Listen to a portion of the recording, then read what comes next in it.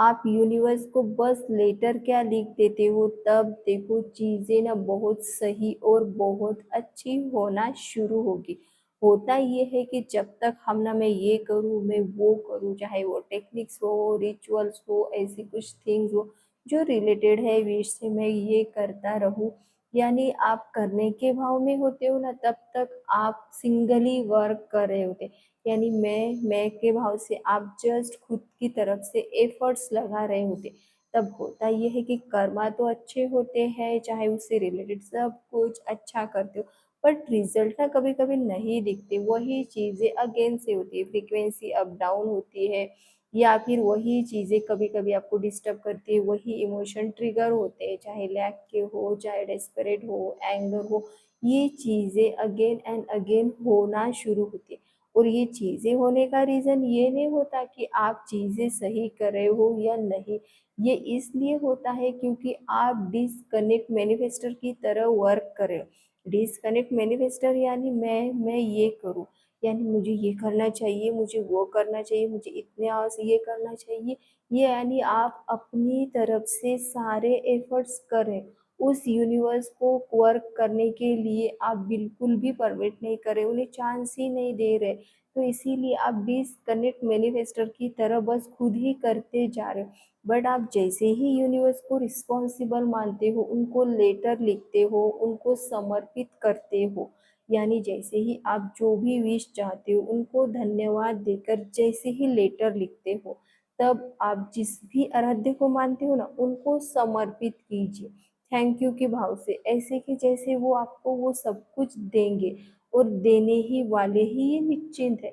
जब आप इस भाव से उनको देते हो और उनके चरणों में ये रखते हो कि भगवान अब आप देखो, आपको जो जैसे देना है, आप मालिक और आप ही सब कुछ, तब ना चीज़ें आपके लाइफ में बदलना कुछ इस तरीके से शुरू होगी, क्योंकि तब आप उस यूनिवर्स को समर्पित हो, उस आराध्य को समर्पित हो, यानी आप अब उनसे जुड़ोगे विश्वास से।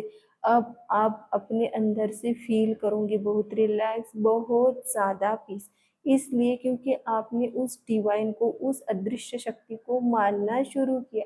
तब आप देखोगे लाइफ में चीज़ें धीरे धीरे आपकी लाइफ में सब कुछ बदलना शुरू होगा।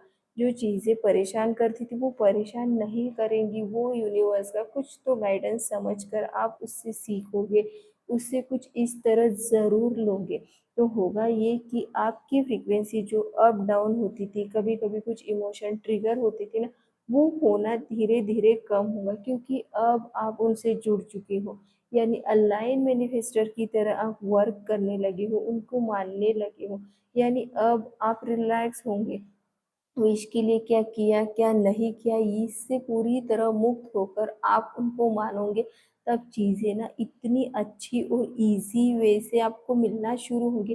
कभी कभी आपने कुछ बोल दिया वो चीज़ हो गई, कभी कभी किसके बारे में सोचा वो व्यक्ति हो, वो लाइफ में आ गया, कुछ ऐसा होगा, यानी ये सब यूनिवर्स ये साइन और ये कुछ देकर आपको ये बता रहा है कि आपकी फ्रीक्वेंसी ट्यून है, आप उस चीज़ों के लिए रिलैक्स हो।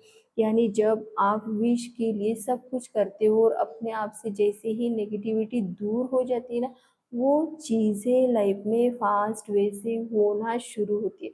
क्योंकि विश से अगर कोई चीज़ आपको दूर कर रहा होता है ना, तो ये नेगेटिविटी ही आपको दूर कर रही होती है, जो केवल यूनिवर्स को समर्पित होने से, उनको लेटर लिखने से ही दूर होती है।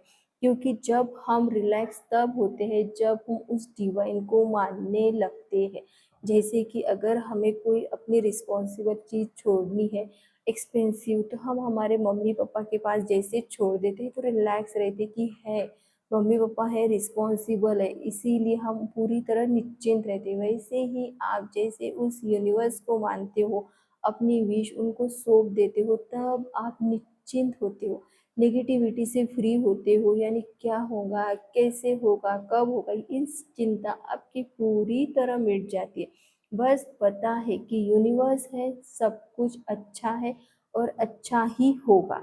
ये विश्वास ही आपके लाइफ में चीज़ें बदल देता है, आपकी एनर्जी बदल देता है और सब कुछ बहुत बहुत अच्छा ही होगा। Thank you so much.